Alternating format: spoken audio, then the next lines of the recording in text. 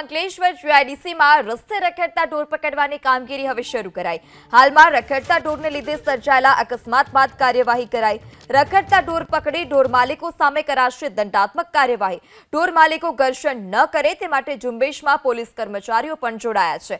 તો રસ્તા પર રખડતા ઢોરને કારણે અનેકવાર અકસ્માત સર્જાતા હોય છે। આ અકસ્માતમાં અનેક લોકોએ જીવ ગુમાવવાનો પણ વારો આવતો હોય છે। ત્યારે આ રસ્તે રખડતા ઢોર પકડવાની કામગીરી હવે અંકલેશ્વર જીઆઈડીસી વિસ્તારમાં કરવામાં આવી। હાલ અત્યારે કામગીરી કરવામાં આવી હતી। રસ્તા પર રખડતા ઢોરને પકડી ઢોર માલિક સામે દંડાત્મક કાર્યવાહી પણ કરાશે। ઢોર માલિક અને જે ટીમ છે કર્મચારીઓની તેની સાથે ઝપાઝપી ના થાય, તે બંને વચ્ચે ઝપાઝપી ન થાય તે માટે પોલીસ બંદોબસ્ત પણ સાથે રાખવામાં આવ્યો।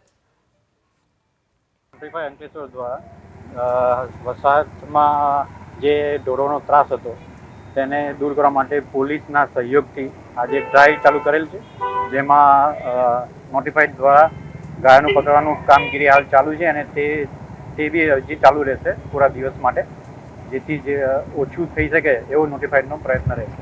કેટલા દિવસ ચાલશે અને દંડની જોગવાઈ કેટલી છે? દંડની જોગવાઈ જે ખર્ચો જે નોટિફાઈડ કરે છે એના અનુસંધાનમાં પર ઢોરે એ વસૂલાત કરવામાં આવશે।